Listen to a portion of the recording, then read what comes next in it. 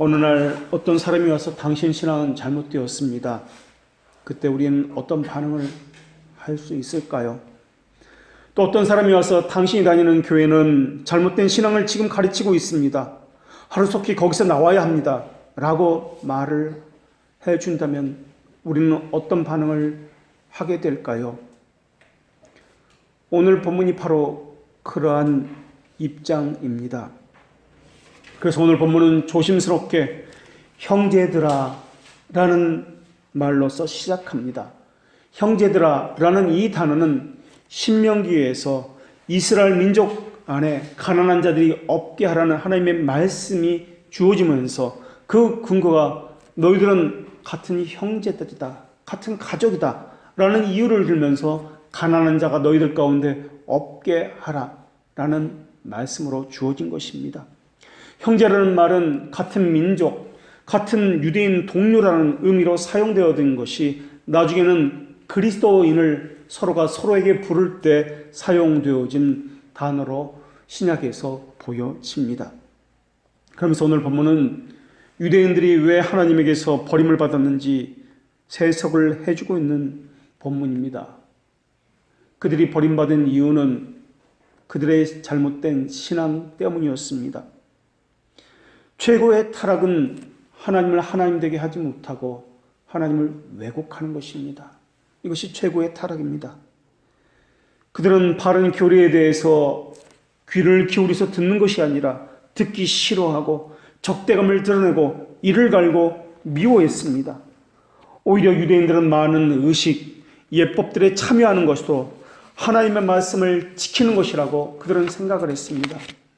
그들에게는 수많은 절기가 있었습니다. 수많은 예배와 예법들이 있었습니다. 그들은 그것에 참여하는 것으로 헌신하고 봉사하고 제물을 드리는 것으로 열심히 그것을 지키는 것으로 그것이 하나님께 영광을 드리는 것이라고 그렇게 생각했습니다. 그들은 하나님의 뜻이 무엇인지 몰랐습니다. 하나님께서 받으시는 의가 무엇인지 전혀 모르고 있었습니다. 그저 열심히 참여하면 된다고 했습니다. 예배의 참된 목적도 몰랐습니다. 그저 열심만 내면 된다. 정성만 드리면 된다고 생각했습니다. 하나님은 그들에게 하나님의 의를 모르고 자기 의를 세우는 것이다, 악하다라고 말씀하고 있는 것이 오늘 본문의 말씀입니다. 성경은 하나님의 뜻이 무엇인지 우리에게 가르쳐주고 있는데 유일하고 참된 경건은 하나님의 말씀과 관련이 있다는 것을 우리에게 가르쳐주고 있습니다. 참된 경건은 하나님이 어떤 분이시며 그분의 이름과 본성은 어떠한지 우리로 하여금 배우게 합니다. 참된 경건은 내가 무엇을 해야 하며 또한 무엇을 하지 말아야 하는지 배우게 합니다. 참된 경건은 또한 우리가 하나님의 도우심을 어떻게 얻을 수 있으며 또한 어떻게 하나님의 말씀에 순종할 수 있는지를 배우게 합니다. 모든 종교는 믿어야 할 것과 믿는 것을 어떻게 행해야 할지 이 두 가지 것이 함께 가고 있습니다. 헌데 믿음의 내용이 잘못되었다면 믿음의 행함도 잘못될 수밖에 없습니다. 성경에서 하나님의 뜻을 아는 데 있어서 이것을 믿음의 교훈이라고 이야기합니다. 또는 믿는 도리라고 이야기합니다. 믿는 도리라는 단어는 같은 내용을 말함과 그리고 행함을 의미하는 단어입니다. 말하는 것과 또한 행하는 것이 같다라는 것입니다. 그래서 믿음은 항상 바른 지식을 전제로 하고 있습니다. 성령님께서 진리의 영이시기 때문에 더더욱 그러합니다. 믿음이 단 하나의 선물이라고 불리는 이유도 사람의 마음이 하나님의 진리를 듣고 배울 수 있게 정결하게 된다는 뜻이고 그들의 심정에 그 진리가 확립되었다는 뜻이기 때문에 믿음을 단 하나의 선물이라고 그렇게 불리는 것입니다. 믿음은 실제로 베풀어진 것입니다. 그런데 어떤 사람은 믿음을 이해할 때 하나님부터 믿음을 선물로 받았으니까 그 선물을 감사하게 경건하게 이제 살아야 되겠다라는 의지적 결단으로 믿음을 이해합니다. 이러한 이해는 잘못된 이해입니다. 하나님의 선물이라고 할 때 믿음은 신뢰라는 의미로 이해해야 합니다. 노후가 아니라 어크널리지라는 인식이라는 그런 의미로 이해해야 합니다. 삶을 통해서 그분이 행하시는 방식, 그분이 하시는 모든 사역을 인정하고 신뢰하는 것입니다. 옳다라고 인정해 주는 것, 인정하는 것, 이것이 바로 믿음이다라는 것입니다. 믿음은 우리의 의가 되시는 그리스도를 수용하는 유일한 도구입니다. 그러나 유대인들은 하나님의 의를 모르고 자기 의를 세우려고 했습니다. 이것 때문에 바울은 간구하고 있습니다. 사실 맹목적인 열심을 가진 그러한 이들을 위한 기도는 바울만의 기도가 아닐 것입니다. 우리의 기도이기도 합니다. 우리 자신도 맹목적인 열심을 가지고 신앙생활하고 있는지 아닌지 살펴봐야 하고, 교회 내에 또한 다른 사람이 그러한지 또한 살펴봐야 하고, 또한 다른 교회와 또한 다른 곳에서 신앙생활하는 사람도 그러한지를 살펴보아야 합니다. 참된 믿음이라는 것은 하이델베르크 신앙고백서에서는 하나님께서 말씀 속에서 우리에게 계시하신 모든 것을 진리로 여기는 확실한 지식이며, 또 오직 예수 그리스도의 공로로 말미암아 죄들의 용서와 영원한 의를 베푸셨다는 견고한 신뢰를 복음을 통해서 내 마음에 성령께서 일으키는 것입니다 라고 정의하고 있습니다. 또한 칼빈은 이것에 대해서 부성에 대한 확실하고 확고한 지식이다 라고 그렇게 정의를 내리고 있습니다. 그와 반면에 미신은 무지를 동반하고 있습니다.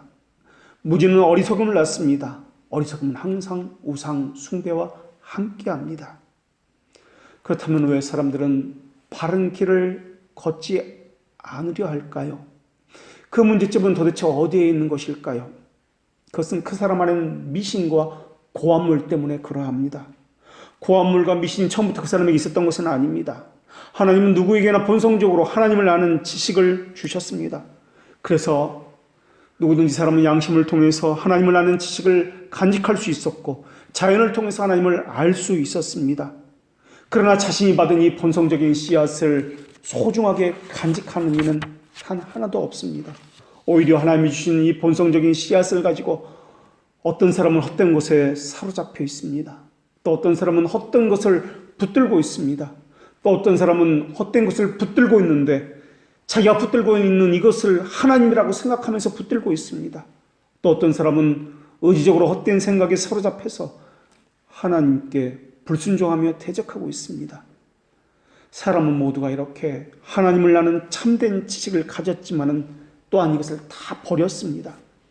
그래서 이 세상에는 진정한 경건이라는 것은 조금도 남아있지 않습니다. 그들은 모두가 헛된 것을 위해서 맹목적으로 수고하고 있습니다. 맹신, 맹목, 이것은 항상 거만한 허영과 완고한 것들로 채워져 있습니다. 교만과 결탁되어 있던 허영은 자기 수준 너머에서 하나님을 찾아야 함에도 불구하고 항상 자기 자신의 어리석음을 표준으로 삼아서 하나님을 찾고 있습니다. 자기를 표준으로 삼아서 하나님을 판단하고 있습니다. 항상 자기가 기준입니다. 교회를 찾아도 항상 자기가 기준입니다. 하나님의 기준에 자기를 맞춰본 적이 없습니다. 자기 보기에, 이것이 그들의 신앙입니다. 진리에 대한 연구는 전혀 하지 않습니다. 그저 그때마다 호기심이 동하는 것에 따라서 공허한 사색의 길을 따라서 갈 뿐입니다. 그들은 하나님이 누구신지 보여주신 성경을 통해서 하나님을 찾지 않습니다. 단지 자기 자신의 체험에서 하나님을 찾고 자기 지식에서 하나님을 찾고 그것이 성경적인지는 전혀 살펴보지 않습니다. 자신은 하나님을 찾고 있다 하지만은 그들은 하나님을 찾는 것이 아니라 자신이 하나님이라고 규정한, 자신이 만들어낸 하나님을 찾고 있는 것입니다. 그것이 전통이라 불리든 누가 알려줘서 그러하든 어디서 들었든 그동안 자신이 들어왔던 것, 경험해 왔던 것은 불과할 뿐입니다. 그것을 단 한 번도 성경에 비추어서 그것이 그러한가 그들은 살피지 않습니다. 그저 자기 생각이, 자기 생각 안에, 자기 안에 저장된 그 지식이 옳은 것이라고만 생각할 뿐입니다. 남들도 다 그렇게 생각하니까, 다수가 다 그렇게 말을 하니까, 목사님이 그렇게 하라고 알려주셨습니까? 라는 여러 이유를 들어서 말입니다. 하나님께서 자기에게 보여주신 대로 그대로 하나님을 이해하지 않습니다. 오히려 자기 억측에 따라서 하나님을 상상하고 있습니다. 그들은 하나님을 품었다고 생각하고 있지만은 단 한 번도 하나님에게 나아간 적이 없는 사람들입니다. 그들은 하나님 앞에 자신의 더러운 모든 것이 낱낱이 드러나는 것을 수치스럽게 여기는 사람들입니다.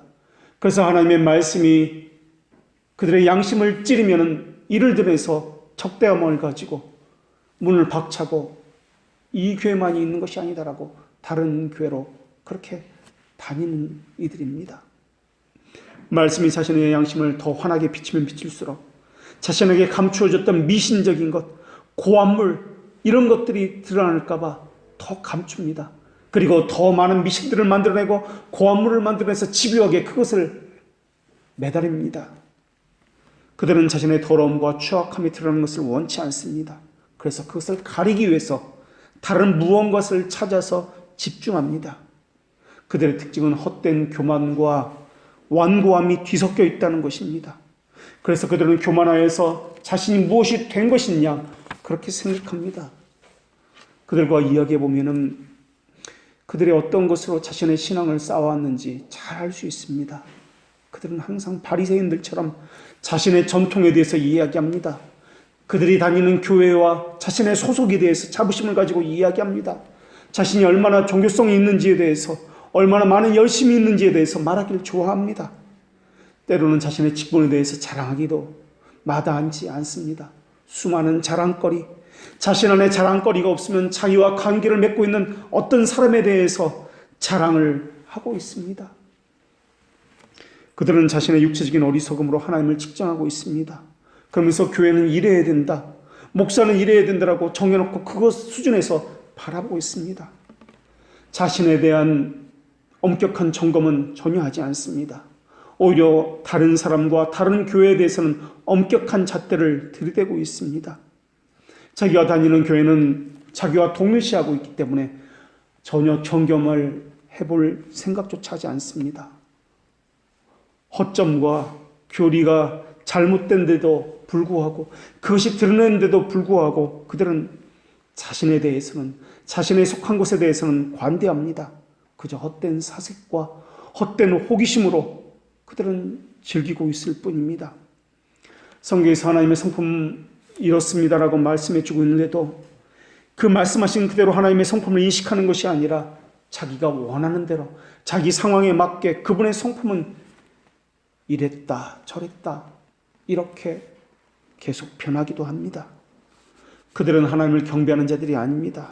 자기 심정에 있는 꿈과 허구를, 판단을 경배하는 자들입니다. 그들은 하나님께서 하나님에 있는 공의와 섭리도 빼앗아 버렸습니다. 세상에 일어나는 모든 일들이 하나님의 손에서 일어난다는 것을 그들은 인정하지 않습니다. 하나님은 그저 하늘에서 놀고 먹는 분으로만 여기고 있을 뿐입니다. 그들은 하나님의 심판에 대한 두려움도 없애버렸습니다. 어렵고 힘든 일이 있으면 가끔씩 하나님이 존재한다는 것은 인식합니다. 그러나 그 하나님은 나를 위해 존재하는 하나님으로만 여기고 있습니다. 이것이 바로 혹시 우리의 신앙은 아닌지 찾아보아야 할 것입니다. 17세기 영국에서도 이러한 신앙이 등장하기 시작했습니다. 이성으로서 신앙을 해야 한다는 자들인데 이들을 자연신론자들이라고 부릅니다. 그 당시 영국에서는 아주 경건했던, 아주 하나님을 사모했던 이들이 있었는데 이들을 청교도들이라고 불렀습니다. 자연신론자들은 청교도들과 동시대의 사람들입니다. 청교도들은 이 자연신론자들을 이교도라고 불렀습니다. 그렇게 부른 이유는 그들이 가진 신앙은 성경과 다르고 그들이 가진 하나님에 대한 신앙은 왜곡되었기 때문에 그렇습니다. 그들은 또한 무신론자라고 불렸습니다. 이것은 불신자라는 뜻이 아닙니다. 불신이라는 것은 아무것도 안 믿는다는 뜻이 아니라 하나님을 믿는데 왜곡된 하나님을 믿는다라는 뜻입니다. 그들은 자신이 상상력과 경험이 만들어낸 하나님을 믿었습니다. 자연신론의 아버지라 불렸던 사람이 있었는데 에드워드 허버트라는 사람입니다. 그 사람은 통념들이라는 책을 씁니다. 통념들이라는 말은 상식들이라는 그런 말입니다. 일반적으로 교회다 하면 떠오르는 어떤 상식들, 일반적인 생각들, 이러한 것들을 의미합니다. 한마디로 신앙생활을 비이성적으로 하지 말고 누구나 용납할 수 있을 정도로 누구나 교회하면 떠오르는 것처럼 상식적으로 신앙생활을 하자 하는 것이 이들의 생각이었습니다. 그들이 주장했던 신앙의 상식은 통념은 5가지였습니다.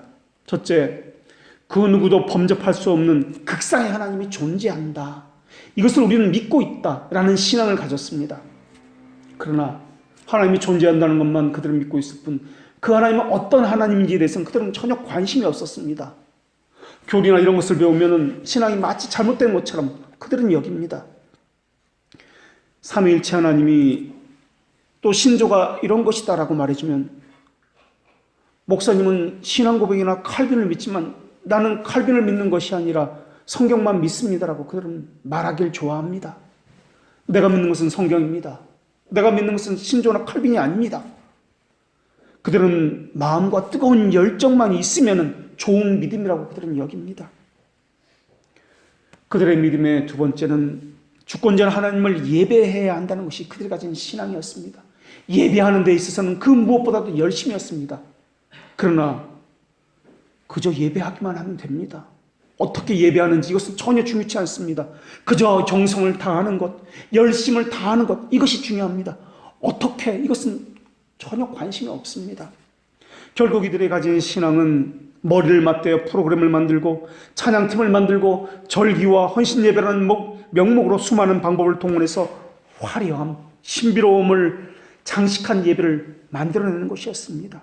왜냐하면 그들은 어떻게는 중요하지 아니하고 열심만 있으면 되기 때문에 그렇습니다. 하나님이 정한 방식의 예배, 이것은 전혀 관심이 없었습니다. 허버트는 또한 자신이 쓴 통념이라는 책에서 세 번째로 말하고 있는 것이 있는데 기독교인들은 덕과 경건의 삶을 살아야 한다라고 말을 했습니다. 이들이 말하는 덕과 경건의 삶이라는 것은 하나님과의 관계보다도 이웃과의 관계를 의미합니다. 이들은 기독교의 가장 중요한 부분을 바로 이웃을 위한 것, 이것을 가장 중요시 여겼습니다.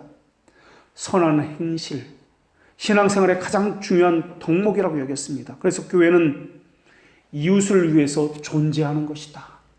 그렇기 때문에 이웃 사랑을 위해서 존재하지 않는 교회는 이유를 잃은 교회다라고 생각했습니다. 교회가 아니라고 생각했습니다. 교회를 그들은 그저 사회 사업하는 곳이라고, 신자는 사회 사업이라고 그렇게 만들어버렸습니다. 이들이 말하는 교회는 이웃을 위해서 존재하는 교회입니다. 네 번째로 자연신론자들의 신앙은 사람은 항상 죄악들로 가득 차 있기 때문에 회개로 속죄해야 한다라고 이야기했습니다. 우선 회개해야 죄들을 용서받는다는 말 자체가 이미 틀렸습니다. 죄들의 용서에 대한 유효적 원인은 하나님의 자비하심 외에는 없습니다. 공로적 원인은 그리스도의 의와 순종 외에는 없습니다. 사람의 행위나 또한 사람이 하는 회개 때문에 죄들의 용서를 얻은 것이 아닙니다. 회개는 하나님께서 주신 믿음의 결과로서 나오는 것에 불과할 뿐입니다. 그런데 오늘날에 또 수많은 사람들이 기도 응답받기 위해서는 먼저 회개해야 된다라고, 회개하기 위해서는 죄들의 목록을 종이에 적어서 불에 태우거나 십자가 틀을 만들어 놓고 그게 못을 박는다라고 그렇게 죄들의 목록을 적어서 그렇게 못을 받고 있습니다. 통성으로 회개하라고 가르치고 있습니다. 그래야 복 받는다고, 그래야 은혜 받는다고 말을 합니다. 허버트가 이렇게 주장했던 이유는 당시 로마 카톨릭이 만들어낸 수많은 의식과 예식 때문에 그랬던 것도 이유가 있습니다. 또 내적 평강을 얻기 위해서 위로와 만족과 기쁨을 얻기 위해서 다양한 의식이나 프로그램을 버려라 라는 의도이기도 했습니다. 그러나 오늘날 보십시오. 17세기에 일어난 모든 일들이 오늘날도 동일하게 일어나고 있는 것은 아닙니까? 평안을 얻기 위해서 수많은 프로그램이 만들어지고 예식과 또한 여전히 수많은 것들에 의존하고 있지는 않습니까?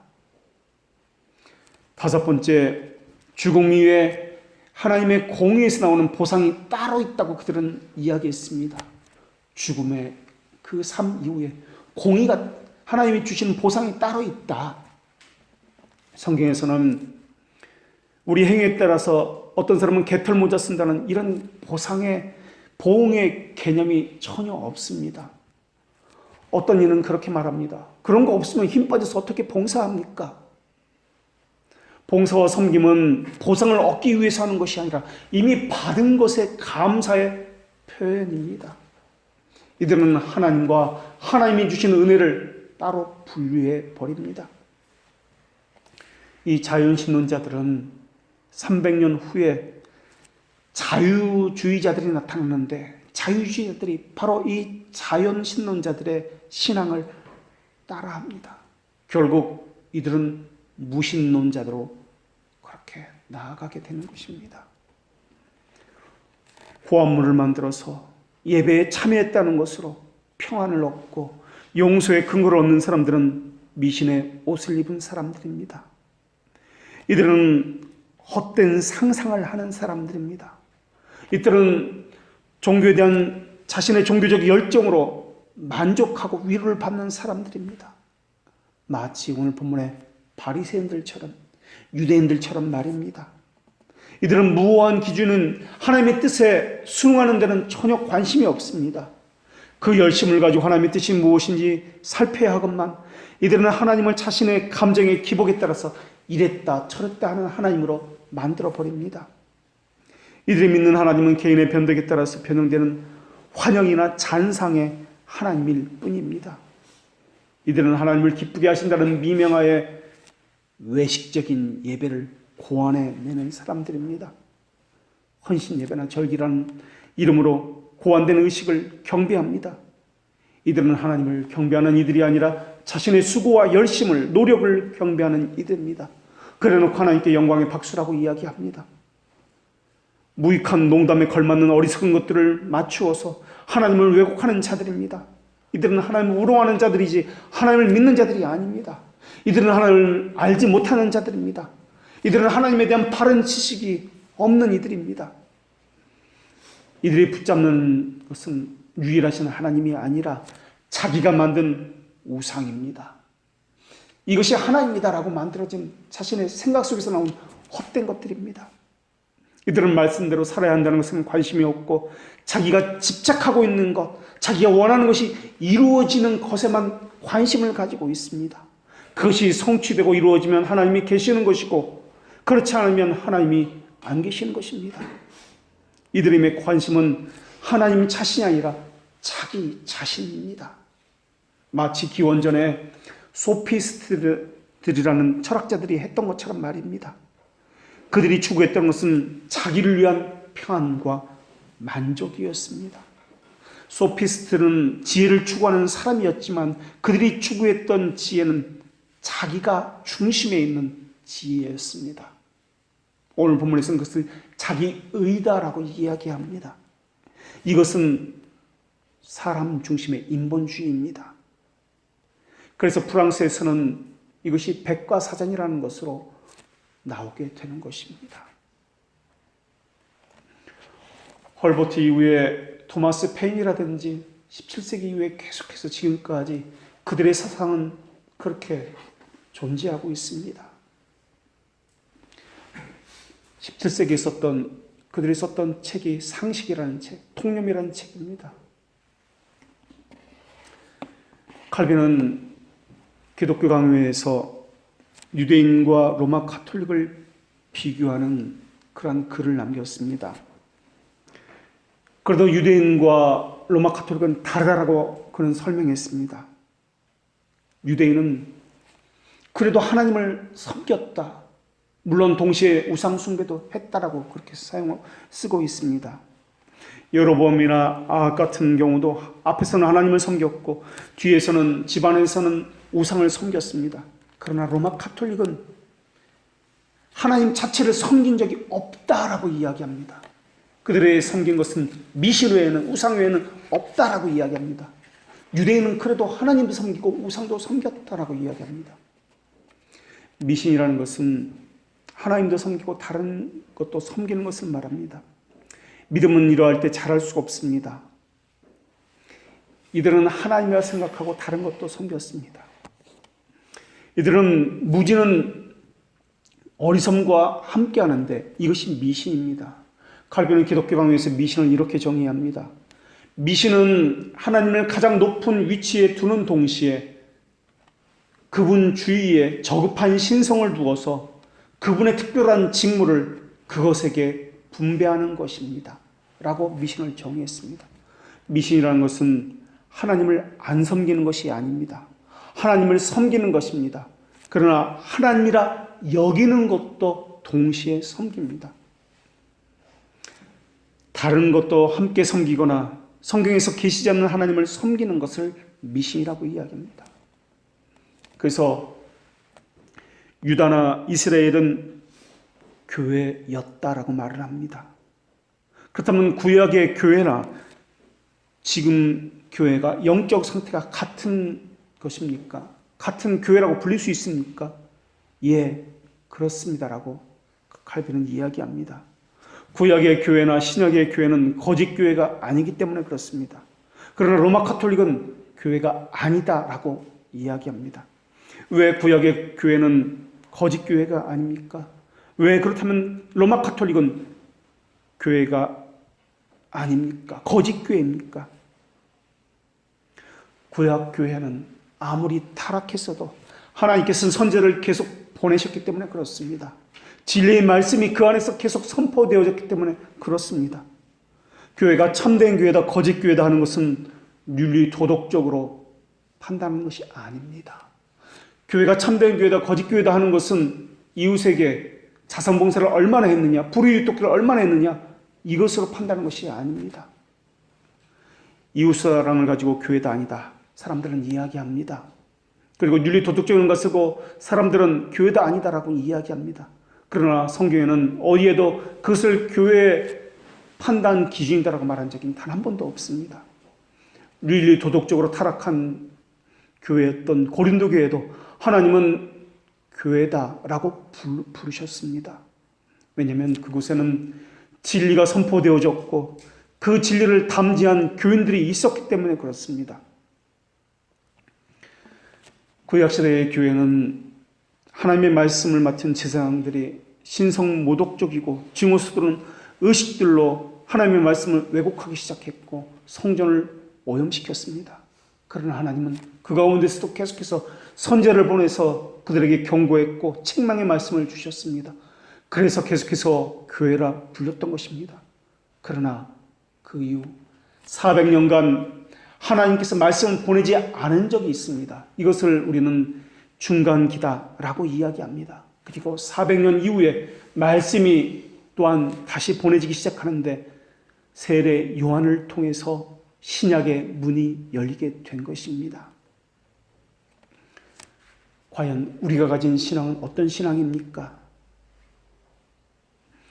윤리 도덕적으로 판단하는 것이 아니라 또 열심을 가졌느냐 열심을 가지지 않느냐로 판단하는 것이 아니라 어리석음과 무지가 우리 가운데 있는가? 다시 말하면 나는 그리스도를 어떤 분이라 고백하고 있는가? 그리스도는 그저 메시아다, 하나님의 아들이라는 이러한 고백을 말하는 것이 아닙니다. 이것은 귀신들도 했던 고백입니다. 그분이 누구냐고 할 때 이것은 바른 신앙과 관련되어지는데 바른 신앙은 하나님을 아는 바른 지식과 관련되어집니다. 로마 가톨릭이 가진 신앙을 거짓 신앙이라고 이야기하는데 그들은 말씀 사역 대신에 거짓말로 뒤섞인 왜곡된 교회 정치로 순전한 빛을 껐기 때문에 그렇습니다. 또한 억압했기 때문에 그렇습니다. 주님의 성찬의 자리에 가장 더러운 모욕 행위를 드려왔습니다. 하나님께 드리는 예배는 도저히 참을 수 없을 만큼 다양하고 수많은 미신들로 뭉개버렸습니다. 기독교를 존재시키는 교리는 전적으로 묻히고 버려졌고 공적 모임들은 우상 숭배와 불경에 관한 학교가 되어버렸습니다. 그러나 구약교회는 아무리 유대인들의 상태가 윤리적으로 도덕적으로 부패했을지라도 선지자들은 항상 있었다라는 것입니다. 선지자들은 개인적으로 제물을 드리라는 말을 하지 않았습니다. 따로 모여서 기도회를 드리라는 말도 하지 않았습니다. 왜냐하면 이스라엘에게는 솔로몬 성전에 모이라는 하나님의 명령이 있었기 때문에 그렇습니다. 중요한 점은 당시 사역자들은 미신적인 예배에 참여하라고 강요하지 않았다는 것입니다. 선지자들은 하나님이 세우지 않은 일에 대해서 사람들에게 참여하라고 어떤 의미도 부여하지 않았다라는 사실입니다. 그러나 로마 가톨릭은 하나님이 세우지 않은 프로그램에 어떤 일에 대해서 강요하고 의무를 부여했습니다. 그리고 거기에 그것을 해야만 믿음이 좋다라고 하나님의 은혜를 주신다라고 왜곡시키고 거짓을 말하기 시작했습니다. 그래야 좋은 믿음인 것처럼, 그래야 복받는다고 사람을 속였습니다. 이런 거짓과 어리석음에 빠지는 것, 이것이 우상 숭배입니다. 그들은 무지하기 때문에 어리석음을 일관하며 우상 숭배를 했습니다. 우상 숭배는 하나님을 안 믿는 것이 아니라 하나님이라고 생각하면서 성경에서 명하지 않는 방식으로 예배하는 것, 성경에서 명하지 않는 방식으로 믿는 것을 의미합니다. 성경에서 계시하지 않는 하나님을 믿는 것입니다. 이들은 결코 하나님 앞에 나와본 적이 없습니다. 그래서 그들은 하나님의 위엄성에 대한 존경심에서 나오는 자발적인 두려움으로 하나님을 자발적으로 섬기지 않습니다. 우리는 성경에 있어서 자발성을 강조합니다. 그러나 그들은 대신에 강압적이고 노예적인 두려움을 느끼게 합니다. 그것을 하지 않으면 무슨 일이 마치 내게 닥치는 것처럼, 잘못된 일이 생기는 것처럼 억지로 섬기는 태도를 갖게 만듭니다. 그리고 자발적인 열심을 갖게 한다 할지라도 그들은 보상이라는 것을 이야기합니다. 보상 때문에 섬깁니다. 그리고 하나님의 판단과 하나님의 말씀과 자신의 판단이 충돌이 되면은 자신을 버리고 자신을 바꾸는 것이 아니라 하나님의 말씀을 왜곡해버립니다.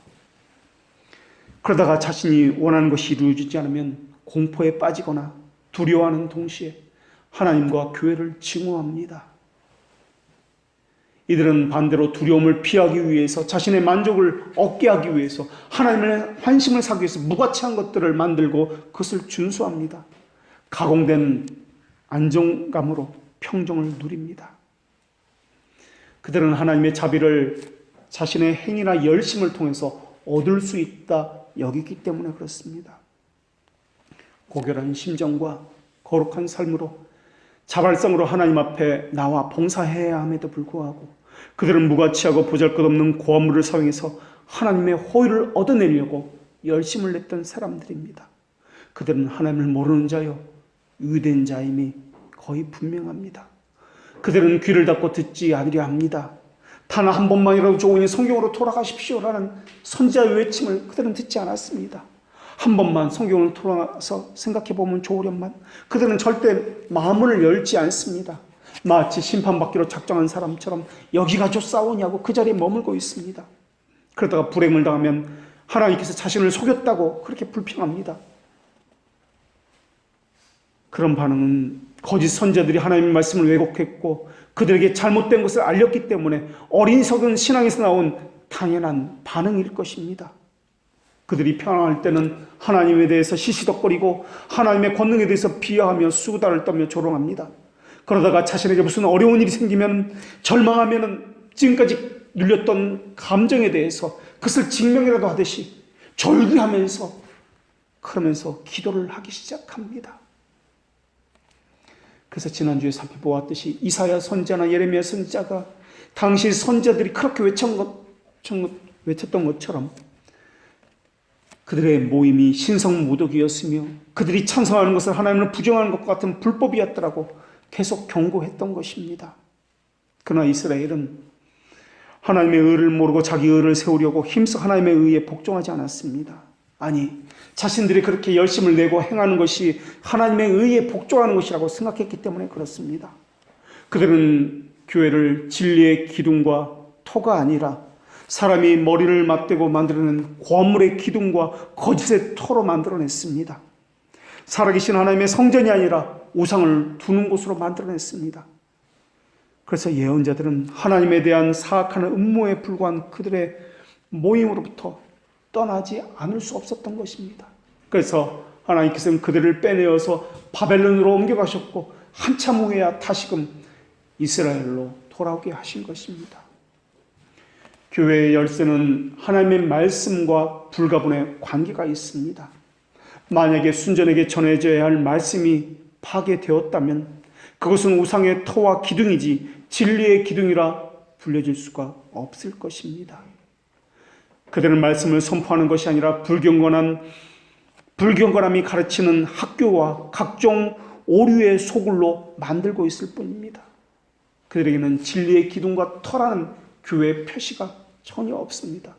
거짓의 표시만 난무합니다. 그러면서 윤리와 도덕적인 것으로 또 이웃에게 얼마나 많은 사회 사업을 한 것으로 교회의 증거로 표시로서 삼고 있습니다. 얼마나 많은 사람이 이곳에 있는지, 교회의 규모가 얼마나 큰지 이것을 가지고 참된 교회다, 거짓된 교회다 그렇게 이야기하고 있습니다. 이 불법들, 왜곡된 것이 가득 차 있습니다. 혹시 이것은 우리 안에 있지는 않는지 우리 역시 돌아보아야 할 것입니다. 왜 사람들이 그렇게 바르게 하나님을 알려고 하지 않을까요? 왜 하나님 알기를 싫어하고 하나님께서 알리시는 기록된 말씀인 성경의 교리는 알고자 하는 데는 열정이 없고 대신 다른 곳에만 열정을 쏟아붓고 있을까요? 어리석기 때문에 그렇습니다. 하나님께서 그들에게 말씀을 주시지 않기 때문에 그렇습니다. 성경에서 어리석은 자들은 거만한 자들이다 라고도 말씀하고 있습니다. 또 어리석은 자들을 미련한 자들이다 라고도 말씀하고 있습니다. 이들이 배우지 않는 이유는 시간이 없기 때문이 아니라 교만하기 때문에 그렇습니다. 자기 육신을 더 사랑하고 자기를 더 믿기 때문에 그렇습니다. 내가 이렇게 살아도 되는가? 민감하지 못한 사람을 성경에서는 어리석은 사람이라고 이야기합니다. 하나님에 대한 무감각, 자기 자신에 대한 헛된 자만, 자기가 옳다는 완고함, 이것이 그들에게 뒤섞여 있기 때문에 그렇습니다. 이들은 그저 자기 마음에 있는 꿈과 이상을 경배합니다. 자기 마음에 있는 것, 내가 원하는 어떤 이상이 이루어지는 것에만 관심이 있을 뿐 하나님의 뜻대로 살아야 한다는 것에는 전혀 관심이 없는 이들입니다. 그들은 세상의 모든 중심에 자기가 있다라고 생각하고 있기 때문에 그렇습니다. 칼빈은 이런 사람들에 대해서 그들은 예지를 예정에 종속시키지 않는 사람이라고 이야기했습니다. 그들은 오히려 하나님의 예정을 예지에 종속시키는 자들이라고 이야기했습니다. 이게 무슨 말이냐면은 예지를 예정에 종속시킨다라는 말은 무슨 말이냐면은 하나님은 과거, 미래 이것이 없는 분입니다. 하나님은 현재만 있으신 분입니다. 과거, 미래가 있다는 것은 변한다는 의미입니다. 영원 불변하지 않다는 뜻입니다. 지금은 이 시간은 이미 지나온 시간입니다. 그렇기 때문에 조금 전과 지금은 무언가 바뀌었다라는 뜻입니다. 성경은 하나님을 향해서 영원 불변한 분이다, 회전하는 그림자도 없다라고 말씀하고 있습니다. 하나님은 변하지 않는다는 뜻입니다. 그래서 처음과 나중이요 알파와 오메가라고 이야기합니다. 그런데 사람들은 자기 관점에서만 하나님을 봅니다. 마치 과거가 있고 미래에 무슨 일이 일어나는 것을 아신다는 측면에서 그렇게 하나님을 바라보기 때문에 예지, 미래에 일어날 어떤 일을 미리 아셨다, 과거와 미래가 있다, 그런 뜻으로 예지라는 단어를 사용하는 것입니다. 이것은 성경에 근거하지 않습니다. 자기식으로 하나님을 만들어내서 섬기고 있다라는 것입니다. 이것이야말로. 그러나 우리는 그렇게 배우지 않았습니다. 예정 속에 예지가 들어있는 것이 예지 속에 예정이 들어있는 것이 아니다라는 겁니다. 하나님은 우리가 보는 시간의 관념에서 볼 수 있는 분이 아닙니다. 하나님은 영원하시기 때문에 현재만 항상 있으신 분입니다. 과거, 현재, 미래라는 것은 인간에게 있는 시간이고 하나님에게는 그렇지 않습니다. 하나님은 시간을 창조하신 분이십니다. 그리고 시간은 피조물입니다. 그래서 하나님의 계획은 항상 현재입니다. 그런데 어리석은 자들은 하나님의 계획을 현재라는 뜻으로 이해하지 아니하고 미래라는 뜻으로 이해합니다. 그래서 그것을 예지다라고 말을 합니다. 그들은 하나님이 알려주신 계시에 의존하지 않습니다. 하나님은 자신의 이성의 영역에서 파악할 수 있는 분이 아닌데도 불구하고 자기 생각 안으로 하나님을 끌어들여서 자기 생각으로 하나님을 판단하고 자기 생각으로 하나님을 믿으라고 이야기합니다. 그러나 우리는 계시 의존적 신앙을 가졌습니다. 여기서 계시는 기록된 성경 말씀을 의미합니다. 하나님의 말씀을 떠나거나 벗어나면 우상 숭배가 됩니다. 사람들은 하나님께서 비밀로 숨기신 것에는 탐구하려는 호기심을 가지고 있습니다. 그리고 주님께서 공개적으로 알리신 것에는 무시하고 또한 외면해 버리고 있습니다. 그 반대가 되어야 함에도 불구하고 말입니다. 결국 미신을 행하는 자는 하나님을 모르는 자들입니다. 자기의 호기심을 발휘하여 헛되는 것을 상상하는 자들입니다. 자기가 상상한 것을 부여잡고 믿는 자들입니다. 그러면서 자신은 착각하여 믿음이 좋다, 탁월하다고 자만합니다. 그러면서 자기를 자랑하기에 바쁘게 돌아다닙니다. 절망하는 이유가 무엇입니까? 시간 안에서 조건과 환경을 가지고 말하기 때문에 염려하고 절망하고 또한 낙심하는 것입니다. 그러나 하나님은 우리를 택하셨을 때 우리의 조건이나 상황을 보고 선택할 것이 아닙니다. 우리를 선택했다는 것은 창세 전이다, 영원 전이다라고 말씀하십니다. 영원 전이라는 것은 절망할 이유가 없다는 뜻입니다. 낙심할 이유가 없다라는 뜻입니다. 지금 우리의 상황과 환경은 우리를 둘러싼 이 모든 것들은 이러하지만 궁극적으로 하나님께서 구원을 이루시기 위해서 우리 주위에 있는 모든 것들을 도구로 사용하신다는 뜻입니다. 그렇기 때문에 우리에게 주위에 일어나는 모든 환경과 상황들은 우리 보기에는 낙심할 만한 상황이고 절망할 만한 상황이지만 그것은 절망이 아니라 하나님의 현재 속에서 바라보면 그것은 하나님께서 우리의 구원을 위해서 주시는 도구에 불과하다라는 것입니다. 그래서 우리는 영원한 하나님의 작정을 예정이다라고 부르고 있습니다. 이 말은 조건이나 행위에 근거하지 않는다라는 뜻입니다. 칭의 역시 마찬가지지 않습니까? 칭의는 내가 한 행위를 가지고 하나님께 나아가는 것이 아니라 우리가 하지 않는 행위를 가지고 하나님 앞에 나아가는 것. 그리스도께서 하신 행위인데 이것을 우리 것으로 여겨주는 것. 그것을 가지고 하나님 앞에 서는 것을 이야기합니다. 그것을 받아들이는 공로적인 원인은 우리 믿음 때문이 아니라 하나님의 자비하심과 예수 그리스도의 의로우심 때문입니다. 바울이 이스라엘을 위해서 그들의 구원을 위해서 기도하고 있습니다. 그런데 바울의 기도 제목이 아이러니하게도 이스라엘의 열심 때문이었습니다. 열심은 좋은 것입니다. 존경할 만한 것입니다. 그런데 바울은 열심의 진정성에 대해서 지금 묻고 있는 것입니다. 하나님을 아는 바른 지식은 물론 냉랭한 사색에만 있는 것이 아닙니다. 이것은 혀의 교리가 아니라 삶의 교리이기 때문에 그렇습니다. 그러나 열심과 반드시 함께 있어야 되는 것은 바른 하나님에 대한 지식이다라는 것입니다. 바른 지식이 없는 열심은 독약이기 때문에 그렇습니다. 바른 지식이 없는 열심은 무분별하고 무력하고 우상 숭배로 나아가기 때문에 그렇습니다. 그러한 열심은 하나님의 진리를 모욕하는 광기로 나타납니다. 무분별함으로 나타납니다. 어떻게 예배하는 것이 하나님을 존귀하게 하는 것이지? 어떻게 순종하고 섬기는 것이 하나님의 존귀하게 여기는 것일까? 이러한 바른 지식이 회개의 삶과 함께 고려되어야만 합니다. 그런데 사람들의 마음은 좌절과 혼란, 모든 것을 다 할 수 있을 것 같은 생각, 그 모든 것이 허무하다는 생각, 이 모든 것들이 다 혼합되어 있습니다. 무지의 어두움 속에서 억측과 변덕에 대해서 늘 혼잡합니다. 하나님께 대해서 열심이 있다는 것이 나쁘다는 말이 아닙니다. 그것이 어떤 열심이냐를 묻고 있는 것입니다. 바울은 지금 그들을 위해서 간절히 기도하고 있습니다. 바울이 기도한다고 하나님의 뜻이 바뀌는 것은 아닙니다. 그렇기 때문에 우리는 이스라엘의 구원을, 누군가의 구원을 예정 속에서 바라보아야 합니다. 누가 구원받고 구원받지 못하는 것은 이미 정해져 있습니다. 우리가 기도했기 때문에 그들이 구원받고 구원받지 못하고 그것은 아닙니다. 하나님의 권한에 속해 있습니다. 그것을 바울도 너무나 잘 알고 있습니다. 그래서 기도하지 않아도 되는 것이 아니라, 기도하지 않아도 하나님께서 알아서 하는 것이 아니라, 그럴지라도 하나님께서 우리에게 명령을 내리신 것이 있는데 그래도 기도해야 한다는 것입니다. 그래서 오늘 본문에서는 그것을 알지만 바울은 기도하고 있습니다. 마음에 원하고 있습니다. 이것이 바로 참된 열심입니다. 하나님의 뜻대로 행하는 것.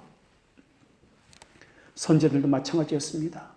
하나님은 선제에게 이스라엘은 듣지 않는다, 목이 곧은 백성이다라고 말씀해 주셨습니다.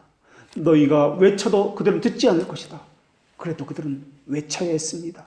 그들이 멸망한다는 것을 알아도 그들은 전해야 했습니다. 반대로 구원받은 것이라는 약속을 받았어도 우리는 기도를 포기할 수 없습니다. 이것이 복음 전도자의 자세이며 우리의 자세입니다. 우리가 한국교회를 위해서 기도해야 할 이유도 바로 이것입니다. 하나님을 대신하는 우상과 환영이 교회마다 얼마나 많이 발견되는지 모릅니다. 거기다가 예술과 지식이란 이름으로 장식하여서 우리를 기만하고 있습니다. 순전한 교리는 버리고 우상과 거물로 유일하신 하나님으로부터 우리 자신을 분리시켜 놓았습니다. 그렇기 때문에 우리는 끊임없이 우리 자신 안에 그런 것은 없는지, 동시에 우리 주위에 또 한국교회를 위해서 살피고 또 기도해야 됩니다. 어쩌면 그들은 듣지 않을지도 모르겠습니다.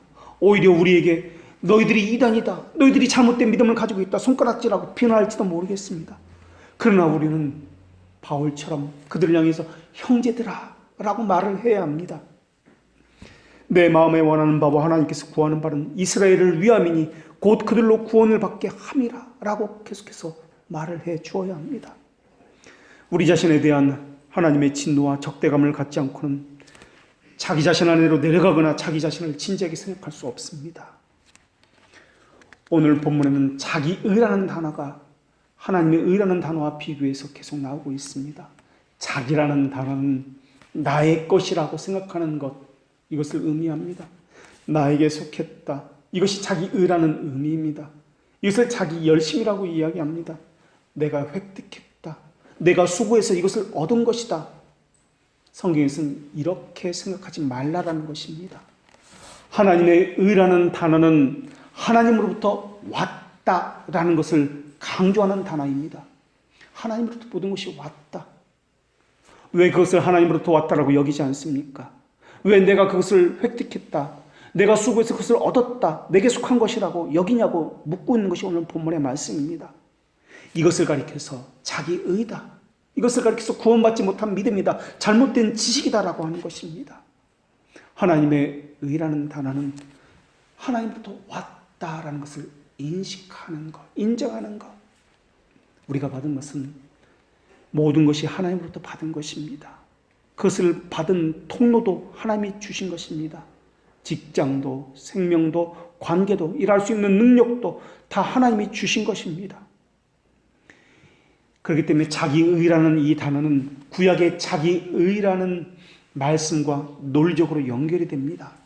신명기 9장에서 하나님께서는 이스라엘 백성들에게 약속하신 땅을 주시겠다고 말씀하실 때 무엇이라 말씀하셨냐면 이스라엘이 싸워서 획득한 것이 아니라 하나님께서 주신 은혜다라는 것을 말씀하셨습니다. 하나님이 이렇게 말씀하셨습니다. 내가 가서 그 땅을 차지함은 너의 공으로 말미암도 아니요 네 마음이 정직함으로 말미암도 아니라. 그러므로 네가 할 것은 너의 하나님 여호와께서 네게 이 아름다운 땅을 기업으로 주신 것이 너의 공으로 말미암이 아니니라.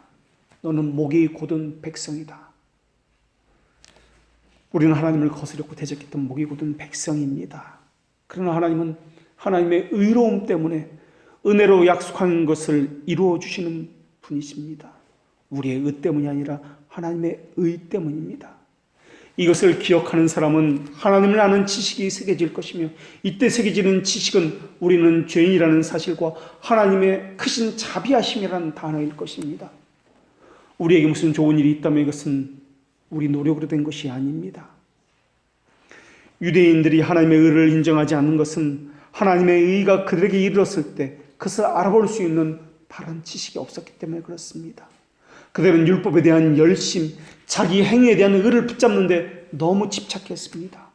신앙이라는 것은 자기 의를 붙잡는 것이 아니라 하나님의 의를 붙잡는 것입니다.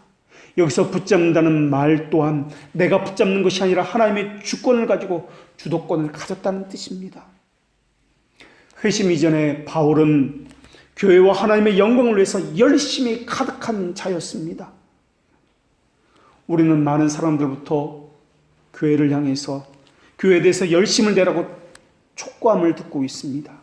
그런데 그때 열심을 내서 교회와 하나님의 영광을 위해서 수고했던 그 바울이 고백했던 것이 무엇인지 아십니까? 열심으로는 교회를 핍박하고 였습니다. 우리의 열심이 회심 이전에 바울처럼 교회를 박해하는 도구로 쓰이고 있지는 않는지 우리를 잘 살펴야 할 것입니다. 기도하겠습니다.